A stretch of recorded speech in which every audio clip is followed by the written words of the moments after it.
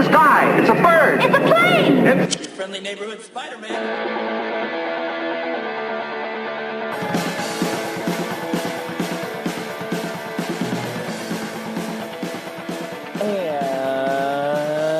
And the Watching Comics podcast is back. Hello, faithful listeners. Hey, everybody. My name is Mitch, if this is your first episode of the Watching Comics podcast. And my name is Jake, and good news if it's your first episode. You got 2 more to catch up on. Really, this episode has been in the works for over 10 years now. Has it been 10 years? I actually, I have to take back something I said on Twitter, because I think it's been 9 years, actually. Because 9, okay. I was doing the math, and based on everything, I think we were in China in 2009. But no joke, this conversation began 9 years ago in China.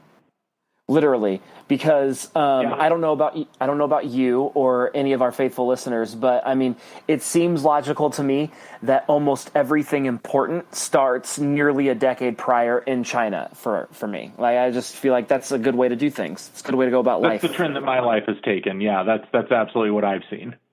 Exactly. So we are here talking about a very seminal moment in our lives.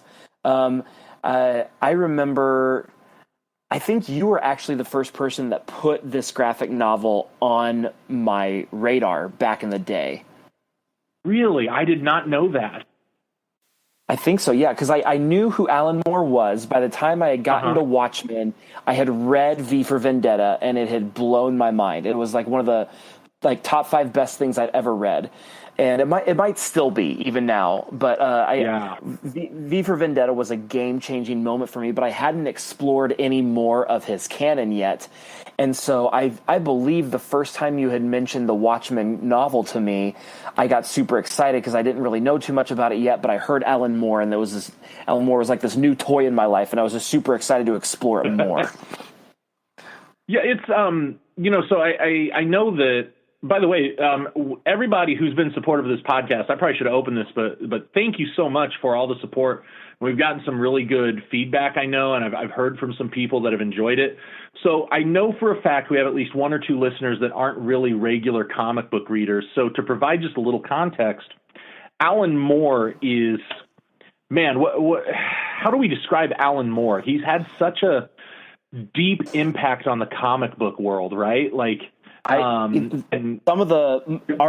the Mount Rushmore of the comic book world. He's half of the Mount Rushmore. I mean, like, the thing about Alan Moore is that, like, Mitch and I are both really passionate guys who are going to really gush about people we like a lot. But Alan Moore is like, I don't think comic books are still being read today, at least not on the rate that they are without Alan Moore. He redefined the genre, the medium, whatever you want to call it. Like, Alan Moore just completely revamped comic books and made them something that, like, people with jobs could still read as adults with families. And, like, I think I am socially acceptable because of Alan Moore. I owe him a lot. I don't think that's hyperbole. I really think we owe a lot to your livelihood to Alan Moore. I completely agree with that. The thing about Watchmen made Time Magazine's list of best 100 novels ever written. Watchmen is a comic book that made that list. Like, that's to provide context to everybody. I won't go into his whole career. If you want to talk about it, I'm back on Twitter at iWatchComics. But man, shout out. Yeah, I'm back. But Watchmen is so important, so big. If we were to ask Alan Moore what is the best way to describe him, based off of that interview which he gave a couple months ago, he would want to be called a magician. But when he says magician, he doesn't mean like I'm pulling this rabbit out of my hat. He means a worldview, a philosophy, the way he views the cosmos and the supernatural sense of art and creativity, and the role that an artist plays is that of like a shaman in society. A brilliant, brilliant man who looks at the world differently than almost any other person who is well known that I've ever come across in any sort of medium. And he is the brilliant mind behind V for Vendetta, Watchmen, Swamp Thing, League of Extraordinary Gentlemen, a couple of really popular Superman comics, The Killing Joke from the Batman lore, which was the defining Joker comic. the defining Joker comic, which ended up inspiring things like the Dark Knight movie. Alan Moore, I mean, you just go on and on down the line, and you look at basically anything from like the 80s on, it was either probably directly influenced by Alan Moore or written by Alan Moore, or it was something that was inspired because of something that someone like Alan Moore put together. And that is just, he's bringing an awful lot of weight into the arena with that. Yeah, and I'm resisting the urge to do like an entire comic book history lesson here. So like I said, anyone who wants to chat about it, I am down. Let's do it. But hit Jake up on the Twitters. He's no longer Twitterless. I am back. The once Twitterless Jake. I think that you really can't overstate Alan Moore's importance. And to follow that line of thought, I think it's also worth noting that he is the mad genius of comic books who, like, Google him and look at a picture of him for starters. I'm looking at it right now. Oh, man, he's, like, ready to leap out of the screen and strangle me for talking about this because Alan Moore also hates all of his own work. More specifically, he hates adaptations of his work. He has never given permission for them, but he doesn't own them legally. The comic book publishers do, which is standard in the comic book world. And he hates adaptations of his work with a passion. Like, I cannot overstate how angry he gets that people want to make movies off of his stuff. For at the risk of getting a little bit too colorful, I have heard in interviews him likening the movie adaptations of his work to that of like brothels and whoring oneself out and those sorts of things. Like he does not take it lightly, and he feels very strongly about it, which is just super ironic. But here we are. I will say one more Alan Moore nugget before we get into the sacrilegiousness of the Alan Moore lore here.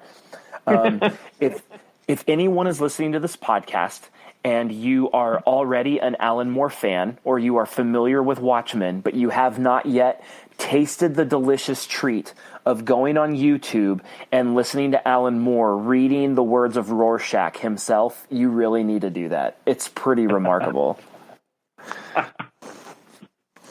One of the best things you can find on the internet for sure. And there's so much stuff, so that's pretty high praise. But we are here because mainly HBO, was it 6 or 7 months ago, announced that they were putting together a Watchmen series. I'm assuming it's a limited series, like a mini series of some kind, like it's not going to go on for multiple seasons. Yeah, I wanted to chat about that, if we can time out there. So I want to make sure I'm getting my facts right here, but I believe it's being adapted by Damon Lindelof, who is... He's kind of a guy with a colorful past himself, but not colorful, but like as far as his history, it's real hit and miss some of his projects. But Lindelof's most recent project I've not watched actually, but it was very similar. It was an adaptation of a novel called The Leftovers. I've read the novel. I've not watched the show. He did it on cable, and it got really well reviewed, and he did do it closed-ended like that. I think it only got like 3 seasons, which I wanted to say because I know Damon's listening. Mr. Lindelof, let's try and keep this thing around 4 seasons maybe, I think that there would definitely be too much of a good thing on Watchmen. Completely. And I will say this about The Leftovers. I have not seen it either because I'm a stereotypical millennial and I don't have cable. But another podcast shout out is I do listen to a podcast called The Watch, which is hosted by Chris Ryan and Andy Greenwald from The Ringer.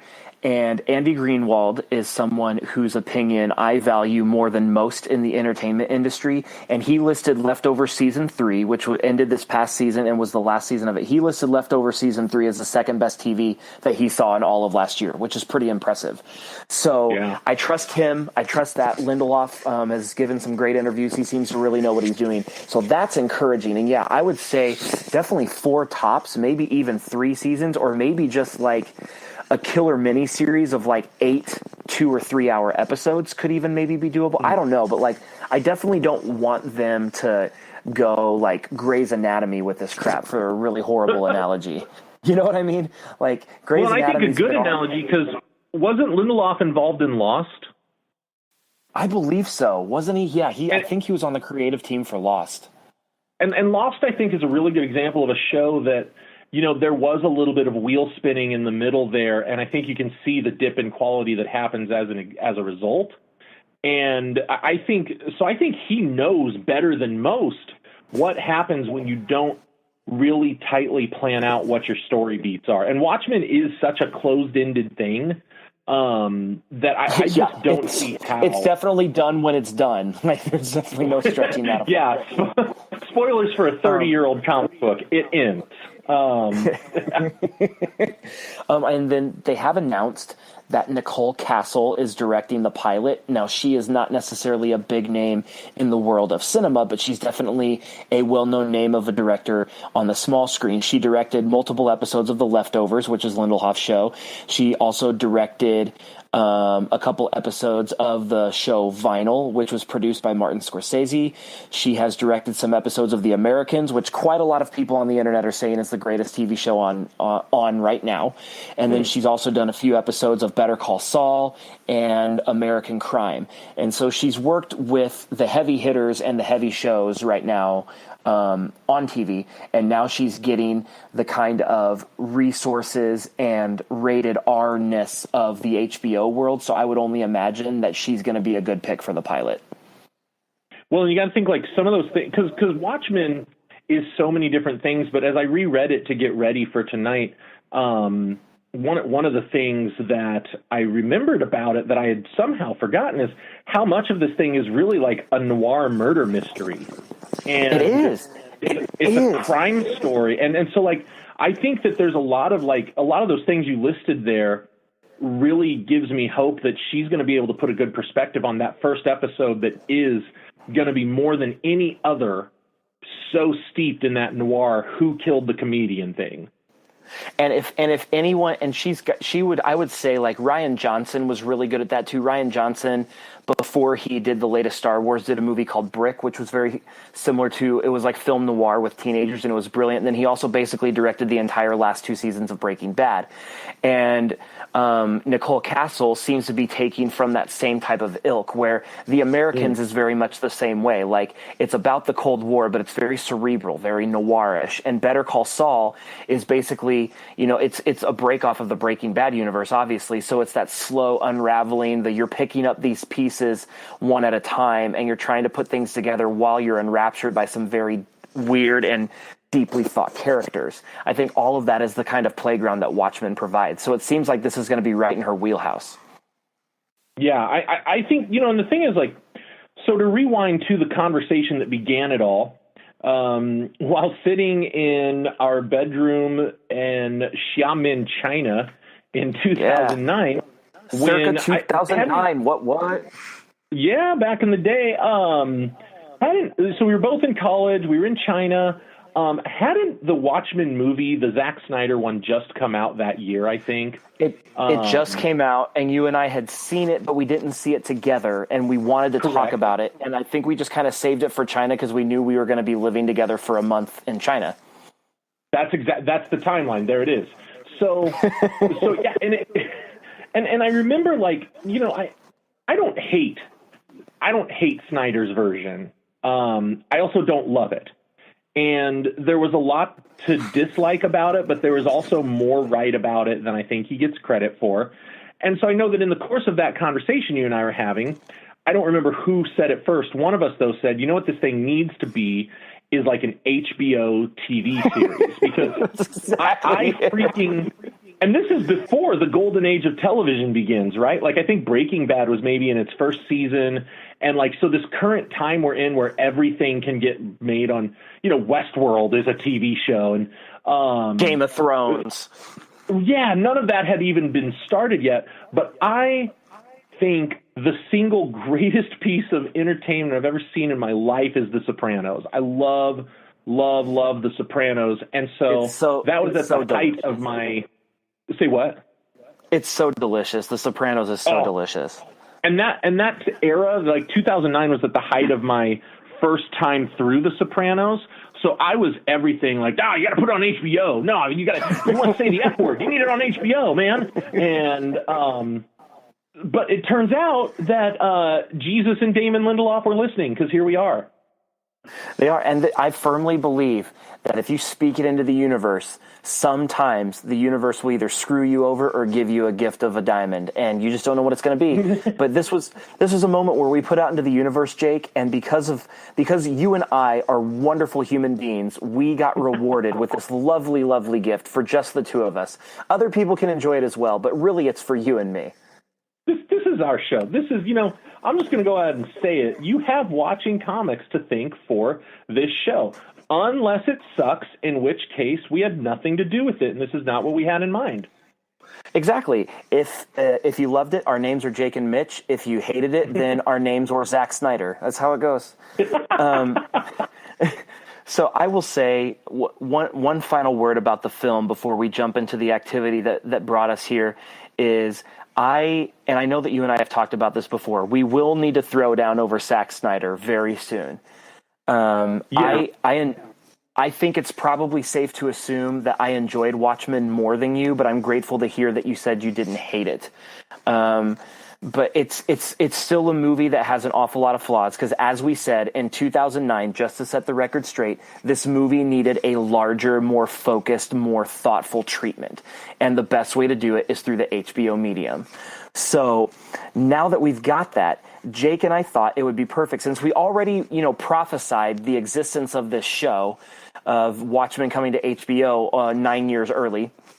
We might as well go ahead and cast it for them. So before they announce the casting decisions for this show, if we get any of them right, we can go ahead and buy lottery tickets and say we're basically the greatest people ever and we're going to go make $1 million, because that's the next logical step, I think. I mean, isn't this is basically admissible in court, right? Like if we want to sue for some royalties in 6 months? You know what? Alan Moore would be fine with that probably, because he would be like, screw it, I don't give a shit. At this point, just to be on Alan Moore's side, I would take that stance. Yeah, man. Yeah. So Jake and I each gave each other a little over a week to put together what we would call our dream casts for the Watchmen series on HBO. We have not heard each other's lists yet, so we wanted to kind of keep it real and kind of get a little bit of an element of surprise if there is going to be any. And so, Jake, I don't know about you. I did 2, 4, 6. I did the 7 main characters. I did the comedian, Dr. Manhattan, Rorschach, Silk Spectre, Silk Spectre 2, Night Owl, and Ozymandias. Okay, so I actually didn't do the older Silk Spectre, and I almost did. But as we will get to, I had such a headache casting the younger Silk Spectre that I really was not emotionally up to the task of doing the elder one. And you are right and I am wrong, because that's such an important role. So mea culpa to our audience. So yeah, I think Silk Spectre 2 was the character that I recast the most. Like, I think I went between 4 different people, and then Rorschach, I cheated and just picked 2, because that's what I do. There's always got to be like one loophole where I just cheat and I can't pick between the 2. And I'll give a little bit of context on that once we get there. Okay, so we have the comedian, Dr. Manhattan, Rorschach, Silk Spectre 2, Night Owl, Ozymandias, and Silk Spectre, the original. We want to try to cast for HBO so we can save them all the headache and get the show that we want, because we love Watchmen. So, Jake, let's just go on ahead. What do we want to do for rules for this? Do we want to give our rationale, then our pick, or our pick and then explain ourselves? Let's do our pick and then explain ourselves, and then we'll go every other, and then we'll try to see if there's clearly a better choice out of the 2. Sounds good. You want to start us off? Yeah, I'll go ahead and start us off. I'm going to jump on with the comedian, the character that carries an awful lot of weight, but also dies in the beginning. Spoiler alert for a 30-year-old comic. Panel 1. Yeah, panel 1. I'm looking at panel 1 as we speak, yeah. So basically, here's what I did. I have the person that I picked, and then in parentheses, I put the person that came in second place. And except for with Rorschach, I just have 2 people in first place, and then we can just flip a coin. So for the comedian, this may be a little bit of a reach. I'm hoping you can follow me on this one, but I'm ready to justify myself if I have to. The comedian, I chose Colin Farrell. Ooh, okay, all right. Yeah, so Colin Farrell, I actually have a soft spot in my heart for Colin Farrell. I think he is low-key super talented. He's just also got an awful lot of demons and is horrible to work with, kind of like Mickey Rourke was back in the day. But Colin Farrell... Didn't he just get like a bad reputation, and so people stopped casting him? Isn't that kind of how that went? Yeah, and he had some serious drug issues for a while and everything. But I mean, maybe the reputation was kind of deserved. Okay, but even if he said yes to some iffy scripts, his performances are in and out mostly really, really good. And he's kind of having a nice little diverse resurgence here with movies like The Lobster and The Killing of a Sacred Deer. But he's got the chops to be an action-y type person, and he's got the physicality of it, but he's got the kind of talent to where he doesn't just have the ability to look sketchy, but he also has that dark, deep, brooding layer to him that is not superficial. It seems very real. And the comedian is that character who has that brush with arrogance as much as he has that brush with unsurety, as much as he has that brush with frustration with society, as much as he has that brush with, I think I love something, but I don't know how to handle that with my macho sense. And so I think Colin Farrell can play that really well while still looking the part. All right. I like where your head's at there. My second place was Josh Brolin, but I think Colin Farrell wins that one 10 times out of 10. Isn't Josh Brolin booked in literally every other comic book project ever in the meantime? Pretty much is. I should say I laid one ground rule for myself where I didn't, because there could have been a lot of bleed over here. Like the super low-hanging fruit answer for Silk Spectre 2 would have been to say Scarlett Johansson, but that's just not even going to happen. So like I made a rule for myself that said if there is anybody that I am considering, but they are already in a current series of live-action superhero movies, then they cannot be picked because there's no way they're going to be doing Watchmen and also be doing Avengers or Justice League or Fantastic Four, any of that junk. So that I kind of laid that ground rule for myself. So Colin Farrell, dude, wins that one. You know, so the only rule I set for myself was to just make this a dream list and to not stress too much about other stuff. But I ended up really kind of following that same rule as you, because there were several times I'd be like, well, this is a good, but I mean, he's busy. So, right. So and I Watchmen didn't really set that rule. I was just going to say, and Watchmen is profound enough that we actually want it to be like a big enough deal for people. Like, it's not just, oh, we're casting people in superhero spandex roles. It's like, no, you're playing a deeply well-thought character in a dense plot that just happens to include superheroes in the narrative. Well, and so I'll go ahead and make my first pick, and I'll elaborate. I kind of want to come back to what you're saying there in just a second. So for the comedian, I took J.K. Simmons. The buff, ripped 60-year-old. Exactly, and that's part of what went into the thought process, because I saw that Commissioner Gordon, like 20-year prison body he's rocking now, and I think that he could look the part.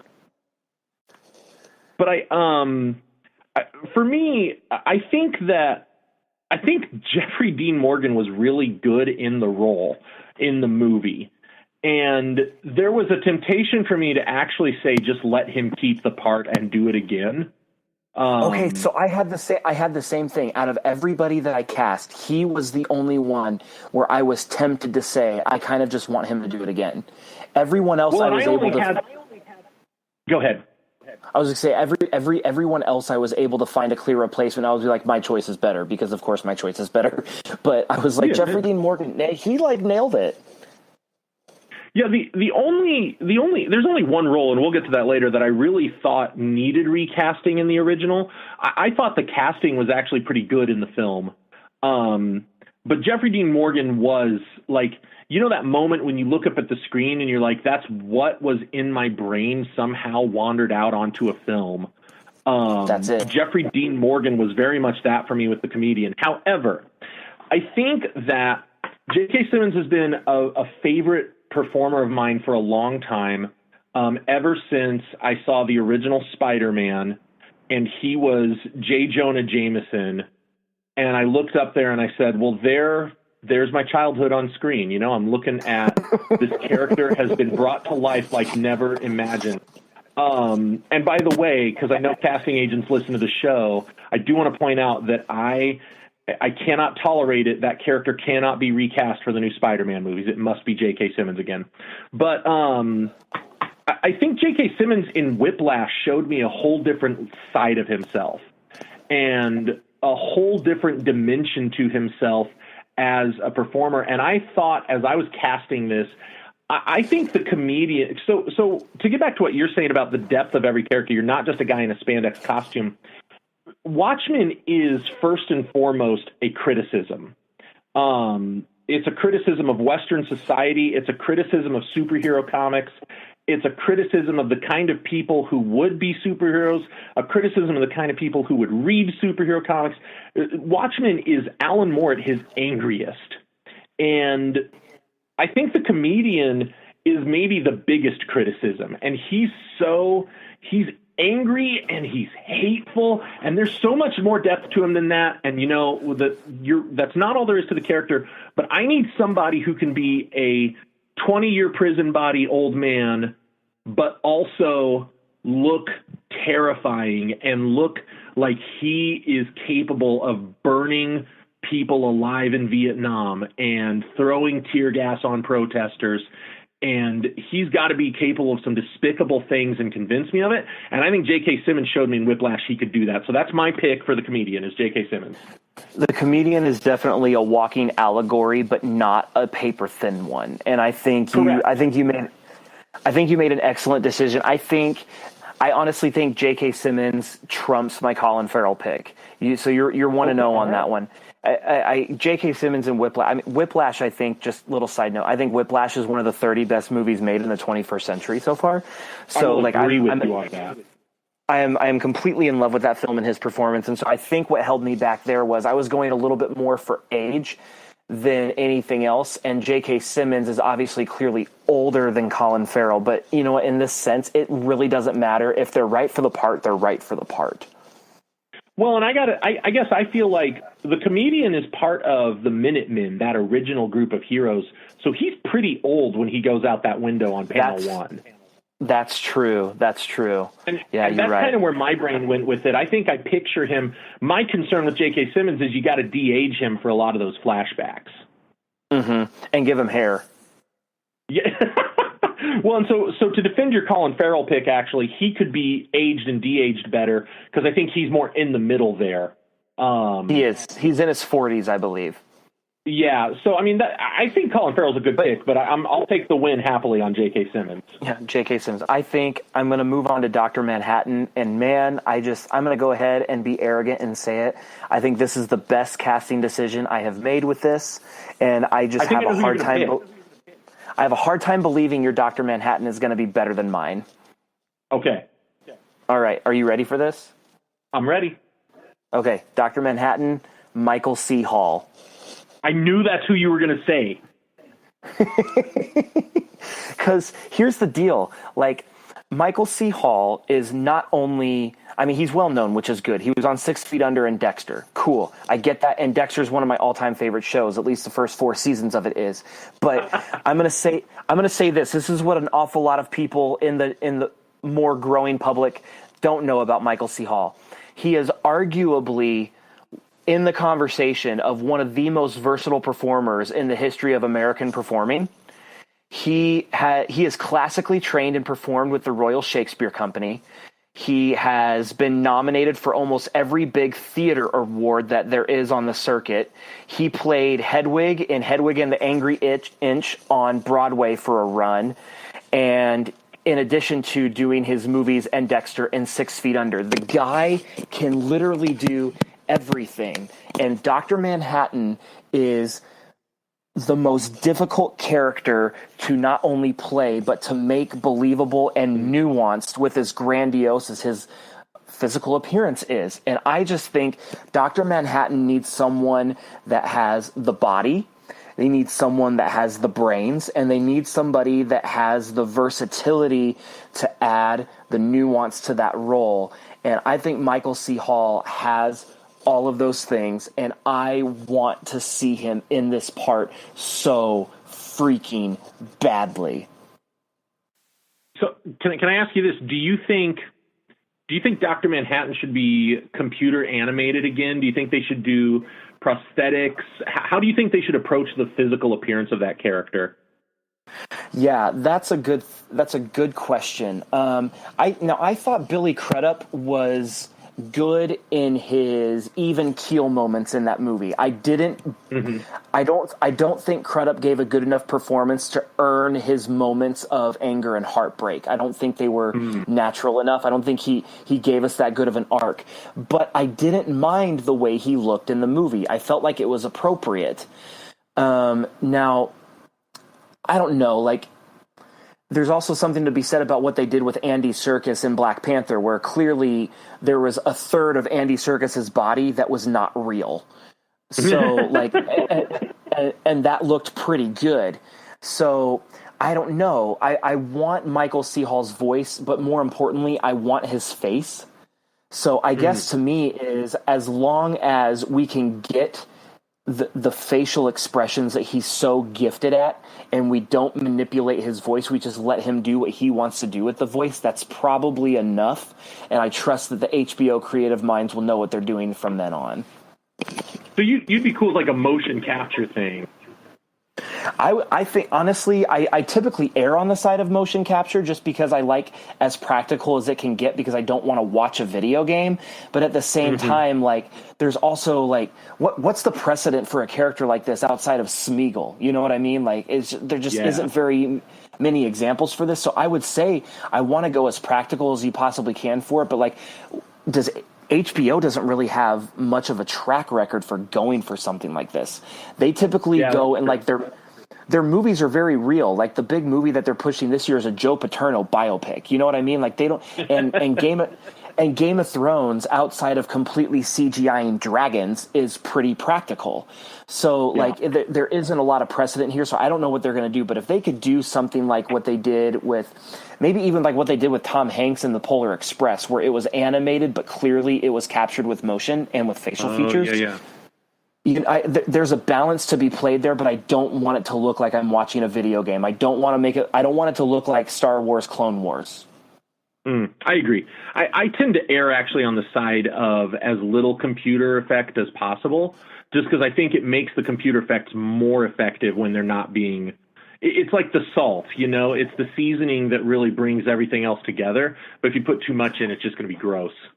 It's a great example as like Mad Max Fury Road, where people don't realize this, where in that movie, they did everything was practical effects except for the sandstorm. That was literally the only like major CGI they did in that movie. And there are a lot of other reasons why that movie is absolutely phenomenal, but that is one of them. Yeah, that was a great movie, by the way. If you haven't seen it, Elise, then you need to see it. Shout out. Gloves are off. Okay, well, I like my Dr. Manhattan a lot. I think you made a pretty compelling argument that I don't think I can beat. I had Paul Bettany. Really? And not just because he's the Vision, although that certainly there's a certain inhuman detachment to the Vision that made me feel comfortable about the pick.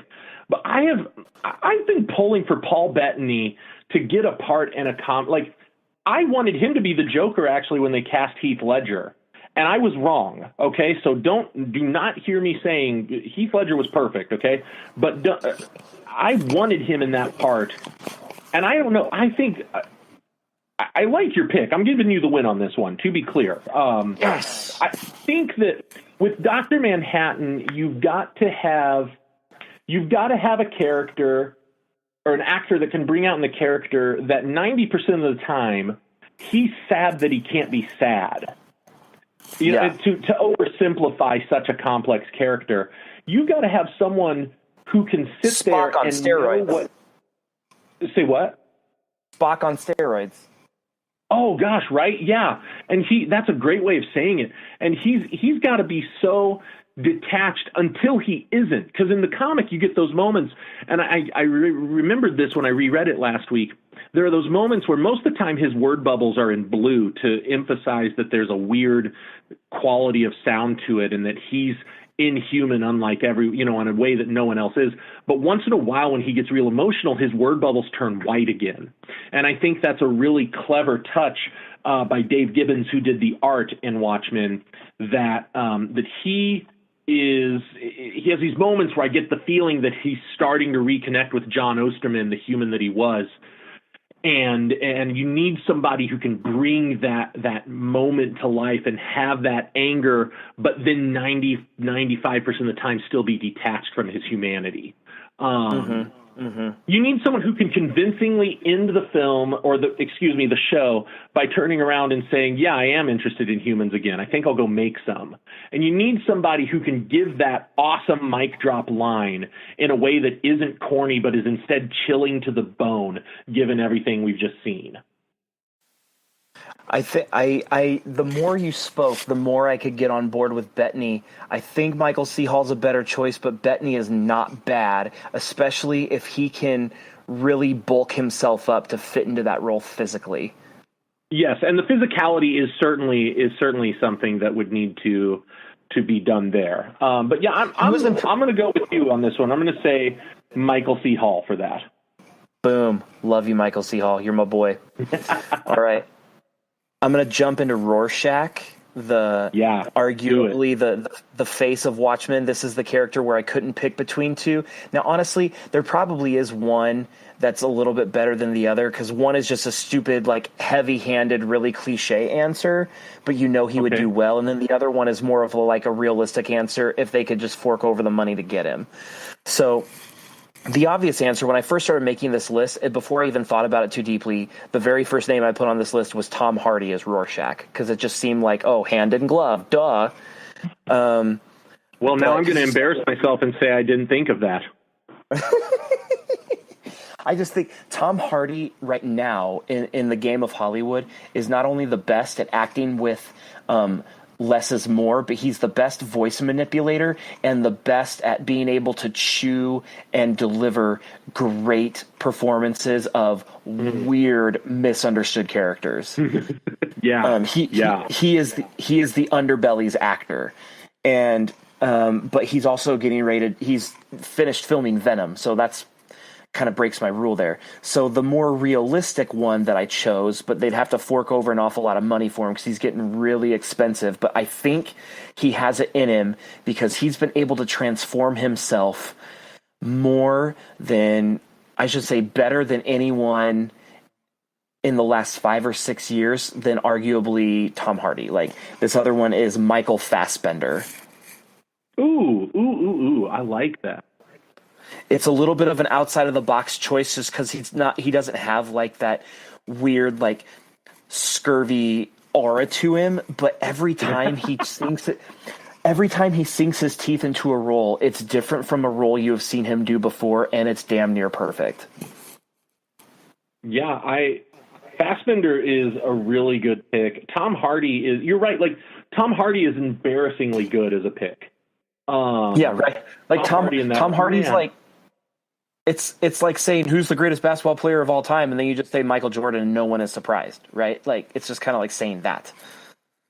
Well, and I like that you use the word scurvy because Tom Hardy, that's perfect for both Rorschach and Tom Hardy. Man, that's such a good. I had 2 picks where I feel like I went way off the reservation, and I really got out there. And I've been interested to see how you're going to respond to these 2. And this is one of them is Rorschach. And my pick for Rorschach is Lando Calrissian himself, Donald Glover. Ooh. And this is a dark horse pick. Well, Donald Glover is the closest thing to a Renaissance man that we have in mainstream entertainment. Like, it's definitely outside of the box, but I am not going to go out there and say that I'm going to try to put him in a box. Like, just because we haven't seen him do this before doesn't mean he can't, because literally everything Donald Glover has done in the last 4 years has been something that no one thought he was going to do, and he did it better than anyone else could have. That's exact. Have you seen Atlanta? I mean, the way you're talking, you have to have. I've seen parts of the first season on Hulu because I don't have cable, so I don't watch anything live, but it's on my playlist on Hulu, and I go to it every once in a while. It's really, really good. And then so good. And then his music stuff, like he had an album that was nominated for a Grammy and everything. And if you watch the way he carries himself in interviews, the dude is incredibly articulate and cerebral, in addition to being brilliant and funny. I think, other question, did you ever watch Community? No, never seen Community, but I've had like 12 people in my life tell me that, Mitch, that's the perfect show for you. You should watch it. Community, well, for starters, if anyone listening watches Rick and Morty, Community is Dan Harmon's show from before Rick and Morty. And Community is, I mean, it's got to be one of the 3 funniest shows I've ever seen. And Donald Glover is... Say what? Oh, that's high praise. Yeah. Yeah. I mean, it's on the list, and Donald Glover really anchors that thing for the first several seasons with his character, and Danny Pudi, I think it's pronounced, plays Abed. But anyway, Donald Glover is such a Renaissance man. He can do so many things, and Rorschach is such an interesting character. And I thought, who is someone that I would trust to do anything I handed him? Because Rorschach, I think it's easy. I think it would be easy with Rorschach to just get someone who can growl a lot, right? Rorschach would be, I think, the easiest character to phone in because A, he's behind a mask for most of his important scenes, and B, he's just he seems like such a growly character where I think he could be phoned in really easily. And I think that if somebody brought some depth to it, because Rorschach in the flashbacks is not crazy. He hasn't snapped yet. And we need someone who can be despicable but still be the protagonist for the first stretch of it. We need someone who can be right but make us feel bad that he's right. And we need someone who then, when we find out what made him this way, can instill us with horror and sorrow and understanding all at once. And then another great line, he has to be able to stand up on that table in prison and scream, "You're the ones locked in here with me." That's the thesis of the whole piece. Right. Oh, my gosh. And it might be, I'm going to go out on a ledge and say it's probably the best part in the whole thing is when he's in prison and it's like, you think I'm locked in here with you, but you're locked in with me. I get chills reading it every time. I think Donald Glover, I don't have a strong argument for like what he's done that's like this. I just think he's capable of anything. So he was my pick for Rorschach. So the interesting argument here is if we went with Michael Fassbender and he was brilliant, it wouldn't be surprising. It would just be another performance where we said Michael Fassbender is the best in the game right now. Yeah. If Donald Glover did it and he was transcendent, it would officially launch Donald Glover into like the greatest multifaceted performer in the game currently realm. So it's almost like, do you want to roll the dice and take the chance on getting lightning in a bottle and doing something that amazing, or do you want to go with the sure thing and still getting something amazing? It's like picking between your two favorite flavors of ice cream. I'm not sure there's a wrong answer. Yeah. No, this is a tough one for me to pick between the two of us. Obviously, I'm partial to my guy. I'm comfortable calling this one a draw. Yeah, we call this one a push. It's a draw. We tied. It's all right. Good deal. So Silk Spectre 2, interesting. I looked online to see what, because obviously the Watchmen news has been out for a while now, so there's been a lot of different fan casting, like blog posts out there. And what I found interesting was every single list that I looked on the internet, and I would say I probably looked at maybe about 7 or 8, had a wildly different cast. Just a massively different cast on almost every single blog post. But there was one commonality. Almost all of them had cast Olivia Wilde as Silk Spectre 2, which I think is an interesting choice because Olivia Wilde is one of those other sneaky actresses who has an awful lot of depth that people overlook if they're not familiar with some of her other stuff because they just assume that she was kind of like this teenage person for a while. But she's actually done an awful lot of good stuff, and she just finished up a run on Broadway where she was one of the lead characters in 1984 and was apparently really good. But I didn't go with Olivia Wilde because she was getting so much attention on that already, and I want to try to pick something for myself. So this is definitely the most out there pick that I have, and so I need you to travel with me a little bit here. Okay, so Silk Spectre 2. Yeah. Silk Spectre 2, I have Elisa Dushku. Okay. So most people that aren't familiar with her career will just say she was the person that was the other girl not named Kirsten Dunst in Bring It On, which is correct. So obviously she has the athletic and ability and the physicality of it.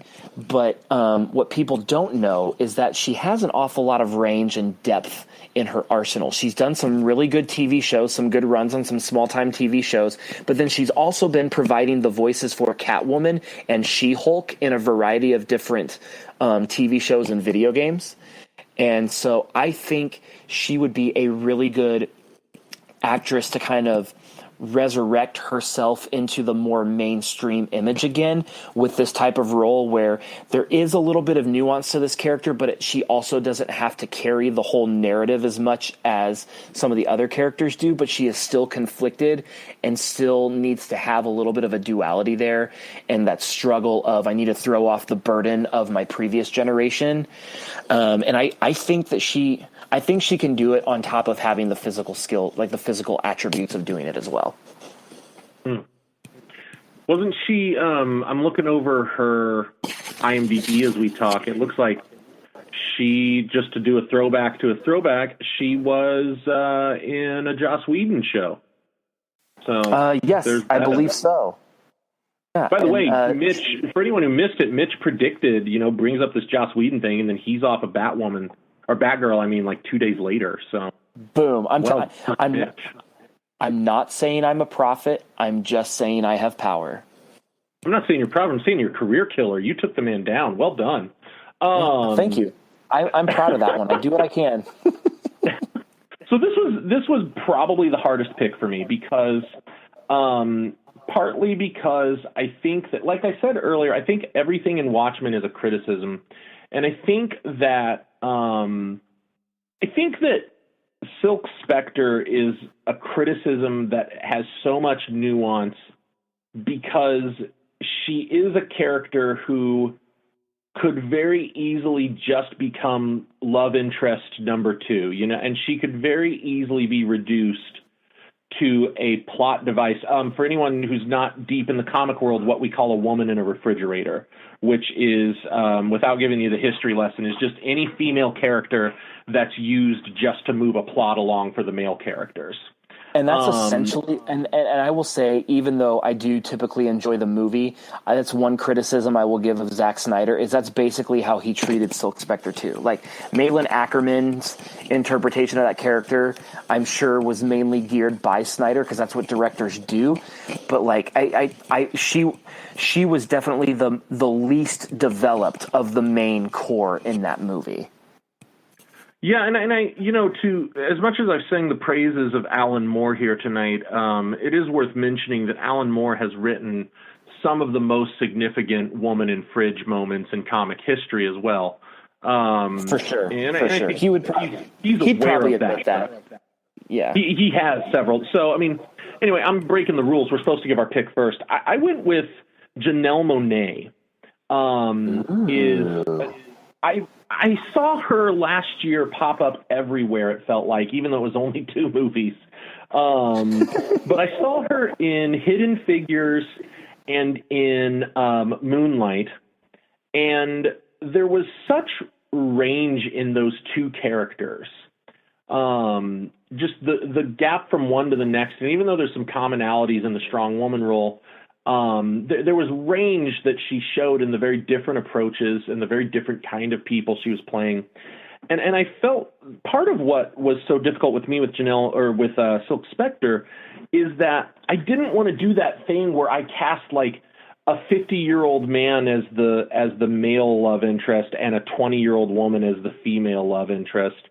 I wanted to be really aware of that, and I wanted someone that I thought could carry a role where she has to be she's defined by other relationships with other people, and yet she then defines herself, you know, and like she's got the mother relationship. She at the beginning of the comic is a kept woman who's basically on the government's payroll to keep Doc Manhattan happy.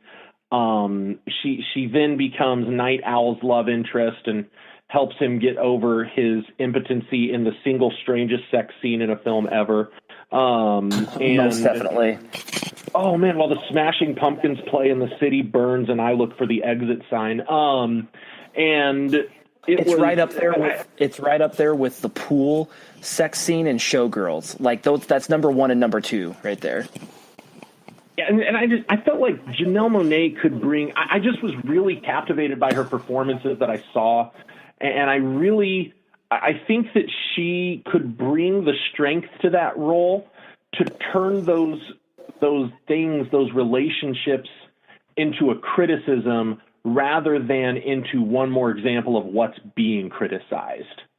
Yeah, so you made the correct decision here, and you clearly run away with Silk Spectre 2. You win this one because Janelle Monae brings the less is more acting approach that I just love. I love, and not enough people do it. And she will be so subtly direct, and she will be so, I'm using this word a lot, but I just really appreciate it. She will be so nuanced in an understated but profound way that she will find a way to breathe life into that character without being another grandiose like caricature in the room.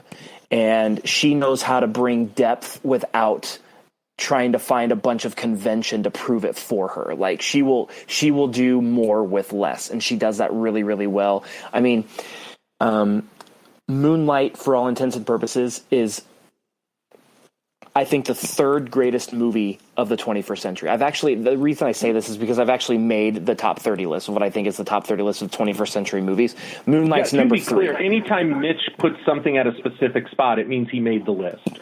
Yeah, that's exactly what it means. And so Moonlight is that good. And she was able in 3, I believe it's only 3 scenes. She's only in 3 scenes of that movie. And in each one of those scenes, she is able to make it 100% believable that she is the surrogate mother to Chiron, and never once does she ever say words like, "Oh, son," or "I think of you as my son," or doesn't do anything cliche like that. And that's exactly what Silk Spectre 2 needs. She needs to be able to convince us of all those things you talked about without saying the words that she's convincing us of all those things you talked about. So while we're on the topic, since I didn't have a pick, who did you have for Mama Silk Spectre? I have Vera Farmiga. Oh, from Bates Motel? Yep, Bates Motel and Up in the Air. Oh my gosh, that's such good casting. That's brilliant. She's so talented. She's incredibly talented. She is regal without being Hollywood, plastic regal. And she also knows how to play wounded, fractured, and dual-faced. If you see her performance in Up in the Air, you know exactly what I mean. If you see her performance in Bates Motel, you definitely know what I mean. Man, that's so good. I'm jealous that I didn't. Man, that's such an obvious pick. It doesn't matter what I'd have come up with, you'd have won that. So, yeah. And it would be a very interesting dichotomy to play that. If Janelle Monae is playing Silk Spectre 2, then then that means there's an adoption story there, probably, with those two cat scenes. And that would bring a completely different level of turmoil to that whole relationship. Yeah. Man, that's a really good call. And also scandal to the original Silk Spectre, because, I mean, at the time, right, if she's being objectified in the 50s and 60s of this good old boy's time, and she has an adopted black daughter, holy crap. Now here's my one caveat with that. Can you do the end scene gut punch of finding out? So spoilers again for a 30-year-old comic. Can you do the final scene gut punch of finding out that the comedian was her father? Like, do you need that scene? Can you take that out for the adoption thing and not lose anything? Yeah, that's just going to have to be a choice they make in the writer's room. I think Janelle Monae is worth giving that up. Because you could also you can do the thing about Sally Jupiter, the original Silk Spectre, explaining that she loved him even though he did what he did. Exactly. And you can still have that emotional gut punch. I think you can have that. I think it works. I think it'd be fine. It certainly wouldn't be the worst change that's been done to the Watchmen lore because the movie took quite a few liberties. Yeah. All right. Moving on. I've got Night Owl next. So yeah, let's hear it. This is my other weird one. Okay, I just think this is a weird casting because it's hard to imagine a person with the character traits of Night Owl being a superhero. Mm-hmm. And so I have Joseph Gordon-Levitt as my Night Owl. You know, I almost picked him. Because he's got that boyish charm, but he also knows how to handle playing a real role at the same time. I like that. And it would, go ahead. And it would be really interesting to see. Obviously, I was going to pair him with Elisa Dushku, but I think it would be really interesting to see him struggle trying to handle someone like Janelle Monae. Because obviously Janelle Monae's got like that whole I am way too much woman for you thing going on, but she also is attracted to this whole boyish charm thing too. And it would be really interesting to watch him struggle with like, I cannot handle this woman. Yeah, so Night Owl for me was, I came into this actually, and I briefly toyed with the idea of Joseph Gordon-Levitt, partly just because I really want him in something like this since he unfortunately had to drop out of the Sandman adaptation, which, Sandman is my favorite comic ever, just so we've stated that. But he would have been good because I think he's got real acting chops when he works with the right directors. We could do an episode of Rage that will just be me screaming about all my disappointment over Sandman not being a movie or show yet. But with Night Owl, I got to thinking as I reread it. Pick first. So this is a weird pick. Jonah Hill.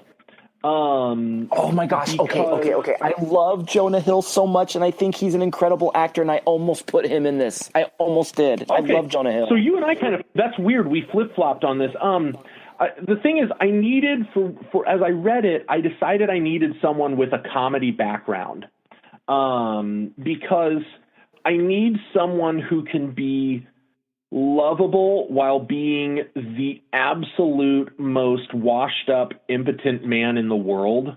And impotence is like the key word you always see thrown around with the second Night Owl, with Dan Dryberg, sorry. And you see that word impotent thrown around constantly. And he needs to be a little pudgy, so but he also needs to look like he was once fit. So we need Jonah in Moneyball shape. But the thing is, really my archetype for this was actually Will Ferrell because I've seen his drama, but he was too old for me. So I came back down to Jonah Hill, and I debated this one a lot. I had like 4 or 5 guys I was looking at, but I landed on Jonah Hill because I think that he can be all of those things, but I think he's got the dramatic depth to do it in a way that will not be silly. I don't need a Seth Rogen film. I don't need Knocked Up or anything like that. I need somebody who is lovable and pathetic at the same time, but you're rooting for him, but it needs to be with an emotional depth. So I took Jonah Hill for all of those reasons. I couldn't agree more with your justification there. Jonah Hill, I'm not saying this to be funny. Like, I firmly believe Jonah Hill will win an Oscar someday. And the dude's already been nominated twice, and he's been nominated for 3 Golden Globes. The dude has chops. He is good. And I can totally see him in this. I just don't know if the sexual chemistry between Moneyball shape Jonah Hill and amazing goddess Janelle Monae gels as much as Joseph Gordon-Levitt and Janelle Monae does, but I don't know if either one. It's kind of like what we had with Rorschach. I don't know if there's a wrong one as far as an acting standpoint is concerned. Yeah, and I think I see where you're coming from with the chemistry there. To me, one of my takeaways was the complete, like from rereading the comic, was the complete lack of chemistry. And that, to me, I almost felt like, I don't know, I don't see, maybe I'll feel differently the next time I read it because I've gone around on this, but I don't see the Silk Spectre Night Owl thing as like the one bright spot in an otherwise dismal world. I see it as two people who are so irreparably broken that they decide to just be broken next to one another. Yeah. And I don't think that for me, I considered the chemistry problem, but the reason I backed off of it and went with Jonah Hill is because I think that I just wanted somebody so damaged, and I didn't really think that it was necessary for there to be chemistry. But I also understand that I'm not looking at it as a filmmaker there, and that a lack of chemistry is a bad thing on screen. So I think I'm going to concede the Joseph Gordon-Levitt pick, also because he was on my short list for a while. And I think you're right on that one. And I think they're both excellent choices. Yeah, I'm gonna jump into my last pick. Then Ozymandias. I am particularly proud of this one because this guy, he's not like on the top of my list of my favorite actors, but he's on the short list of actors where when they make something, I go and I see it no matter what. And 9 times out of 10, I am not disappointed, and I am thoroughly impressed with not just what they have put together, but also with the ability to deliver in a way that is unlike anything I would have conceived. So I'm going to say Adrien Brody. Okay, I like Adrien Brody. I think not a bad pick. He's incredibly versatile, and I think he would be able to deliver. I think he would be able to be the right kind of sinister, with lack of a better term, without being comic book sinister. You know what I mean? Like, I think he brings enough versatility and flexibility to the role that he can really do something special with it, but he also brings just enough authenticity to it that it makes it seem tangible what he's doing and where he's coming from and what he's motivated by. And I think ultimately in Alan Moore's narrative, that it has to seem tangible even though we're watching people in spandex. Yeah. And I think Adrien Brody has a treasure trove of talent and skills in his arsenal that people underappreciate and they forget about because he only makes movies when he wants to, and they're usually uncharacteristic choices. So I think he would also be, for anyone that's watching this and not familiar with the story already, it would be a great reveal for them to then realize, like, holy crap, this guy's on the other side too. So I think Adrien Brody can bring a lot of heat in a lot of unconventional ways here, and I would believe him doing it. I like the Adrien Brody pick, so I'm going to say that my pick, before I get into the explanation, and I'm going to try and be brief because we're going long and this could be my longest one, so I'll try and be brief. I took David Tennant. Nice. David Tennant is, first of all, my very favorite Doctor Who. The preeminent Who. Yeah, he really, David Tennant. So let me back up. And to be fair to Matthew Goode, who played Adrian Veidt in the first one, or not the first one, but the movie, it might not have been his fault. It might have been writing, it might have been directing, it might have been, I don't know whose fault it was, but this was the character that was my biggest problem with the movie. Because from the second he's on screen in the film, again, there are spoilers ahead, but if you're still with us, I don't know why if you're worried about spoilers.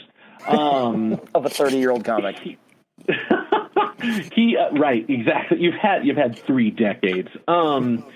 he's basically from his first scene on screen twirling his mustache. Like he all but ties a woman to train tracks. He's got that like spoiled frat boy type feel. Yeah. And you don't have any emotional buy-in to someone like that. Well, and it's like, if I had never read the comic and I went into that film and he got up on the screen and they say, and this is Adrien Veidt, and then and the screen gets darker and the music becomes sinister, and you're like, oh, okay, so you killed the comedian. There we go. Yeah, pretty much. And then he's gone for the rest of the movie, and then he's back to like, I'm going to monologue about my evil plan now. And that's not the character Alan Moore wrote. And I don't know if anyone heard me slapping the desk while I said that, but I did for emphasis, because that whole thing, the entire freaking story, falls apart if Adrien Veidt is an evil supervillain. That's not the point. The point of Watchmen is that he is probably more heroic than anyone else. He is the one that, while everybody else is still wearing spandex and fighting crime, says there are bigger issues that we could be putting our brain power towards, and he starts all of these charitable foundations to try and save the world. He is the one who says there are bigger things we can be doing. He is the one who maintains his heroic posture throughout. The art, every time you've got Night Owl is this schlubby guy, Rorschach is this psychopath, and through it all, everybody else looks like trash, but Adrien Veidt is this heroic figure through the whole thing, and then you find out that every bad thing happening was orchestrated by him because he thought that's what needed to happen to save the world truly. And the end of it, you're supposed to look at it and go, wait, who was the hero here? Exactly. You're supposed to be able to see both sides, and you can't pick because both sides have a point. Exactly. And it's supposed, oh gosh, I just get so frustrated is that he's so sinister in the movie, and that's so wrong. I took David Tennant simply because of one performance. And I love David Tennant, so that is not saying any of his other performances are not brilliant. When he played Kilgrave, the Purple Man, in Jessica Jones Season 1, Phenomenal. Oh, my gosh. Kilgrave is probably the most despicable character I saw on television or film in like 5 years. He's so amoral, despicable, disgusting. And there is an episode where they are almost, I don't want to say playing house, but that's kind of how it is, where Jessica decides she's going to try and redeem him if she can. And David Tennant takes this completely disgusting character and it was maybe for about 10 to 15 minutes, made me think, man, it'd be really cool if he could turn himself around. And that he could make that character, for even a minute, fool me into thinking that there was something redeemable about him. I think he could take Adrien Veidt, and I think he's about the right age. He might be a little old just for but if he could, man, he could get a hold of that character and bring that depth to it, where I think he could make me cheer for the guy who drops a giant squid on the planet. And that's what matters to me. So that's why I took David Tennant. I think David Tennant has an incredible range, and he's also one of those, he's very similar to Michael C. Hall, where he's got this whole other career that an awful lot of people don't recognize. Like, he is one of the most prolific theatrical actors in the West End in London, and his version of Hamlet that he did on the West End was actually done as a live broadcast once and was put on DVD, and I've watched it. And his interpretation of Hamlet, one of the best Hamlets I've ever seen. And so I say that to say that the dude has range, the dude has depth, and the dude is versatile. So you know that he's going to be able to bring it to that type of role and be able to bring the right amount of humanity as well as the right amount of holy crap, we're turning everything around now type of thing. So there it is, HBO. We just gave you a blueprint. You're welcome. Yeah, listen up. Man, we're good at this. Yeah, people deserve to hear our opinions. I couldn't agree more. So speaking of which, Be sure you are subscribed to our podcast. If you're listening to this as just a one-off random link, subscribe wherever you find your podcast. And if you're feeling a little extra generous, give us a rate and a review. Check us out on Instagram at Watching Comics. Check us out on Twitter at Watch Comics with an X pod. And then Jake is now on Twitter. Everybody celebrate. Yay! Yay! Jake is on Twitter. I'm on Twitter. Be sure to find us. We want to hear from you. We don't know what the next episode is going to be yet, but I promise it will be something worth your time. Yeah, and hey, I want to take just 1 minute. I am back on Twitter at I Watch Comics, all spelled the way it would be, but a run-on sentence. And I want to give a quick shout-out. I've gotten a couple of awesome interactions this week with some much more talented people than me. Owen Gianni, Rainbow Rowell, if you're listening, because I pray to God you are, thank you so much for the Twitter love you gave me. And if, we went long on this one. If you want to hear me give my honorable mentions for who I would have cast in some other spots, let me know. If you want to debate whether they should drop the squid or not, let me know. Boom. There you have it. Hit us up, and you will hear from us very soon.